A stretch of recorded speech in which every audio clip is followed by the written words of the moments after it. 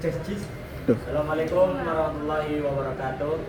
Waalaikumsalam. Ini kami kelompok 7 ingin mempresentasikan tentang penjelasan sejarah Rasul Utsmani. Silakan.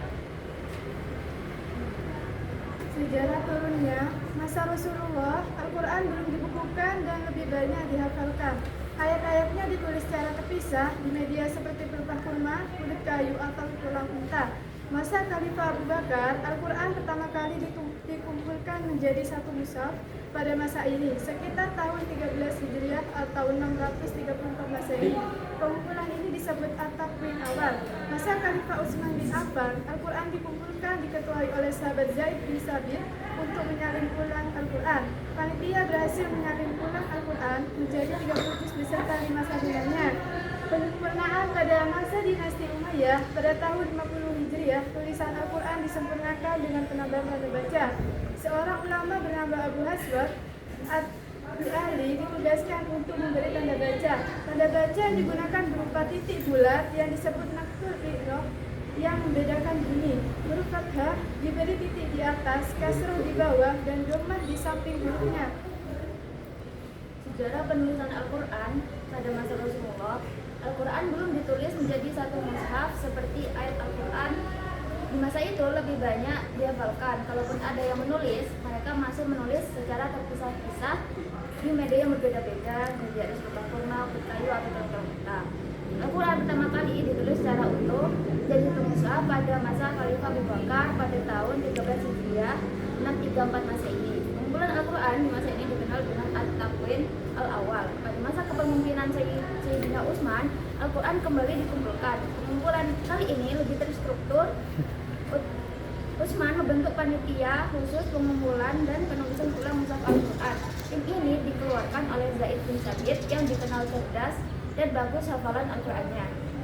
Tim panitia tersebut berhasil menulis ulang mushaf Al-Quran 30 juz beserta 5 salinannya. Mushaf inilah yang dikenal dengan sebutan mushaf induk, sedangkan kaidah penulisannya disebut dengan Rasul Utsmani. Masa ini tulisan Al-Quran belum diberi titik dan harokat. Pada tahun 50 Hijriah, atas permintaan Gubernur Ziyad pada masa dinasti Umayyah, tulisan yang gundul itu disempurnakan karena ada banyak umat Islam yang bingung membacanya. Salah seorang ulama yang ditugaskan untuk memberi tanda baca dalam Al-Quran bernama Abu Aswad bin Ad-Duai. Bentuk tandanya itu seperti titik bulat. Tanda bacanya disebut gunanya untuk membedakan bunyi huruf atau juga disebut naktul i'rab. Penulisan Al-Quran pada masa Umar bin Khattab. Masa kepemimpinan melanjutkan upaya pemeliharaan Al-Quran.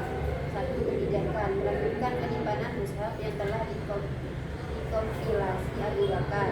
Mushaf tetap disimpan oleh Hafsah sebagai rujukan resmi. Umar mempertahankan sistem hafalan dan pengajaran Al-Quran. Kontribusi menjaga konsistensi bacaan dan hafalan di berbagai daerah. Memastikan tidak ada perubahan atau penambahan dalam mushaf. Pemeliharaan Al-Quran pada masa Utsman bin Affan. Era Utsman menandai langkah monumental dalam standarisasi Al-Quran. Satu, latar belakang masalah. Perbedaan qiraat atau cara baca di berbagai daerah. Kekhawatiran akan perpecahan umat karena perbedaan bacaan. Laporan dari Hudzaifah bin Yaman tentang perselisihan bacaan. Dua, proses standarisasi.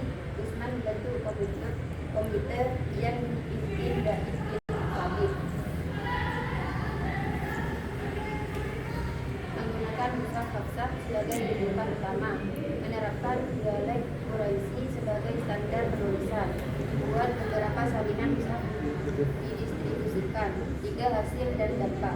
Terciptanya mushaf Utsmani sebagai standar resmi. Distribusi di berbagai pusat pemerintahan Islam.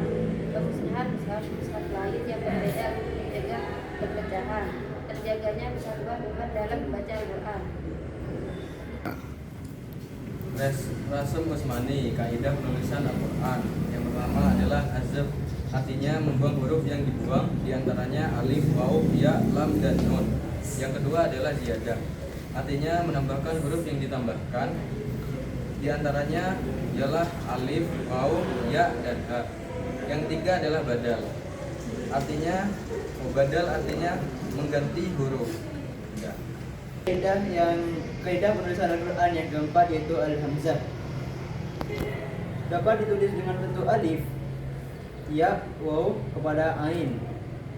Yang kelima, fasol dan wasol, pemisahan atau penggabungan dalam penulisan. Yang keenam, kata yang terdapat dua qiraat. Mungkin ini saja yang bisa kami atau kita sampaikan. Kurang lebihnya mohon maaf.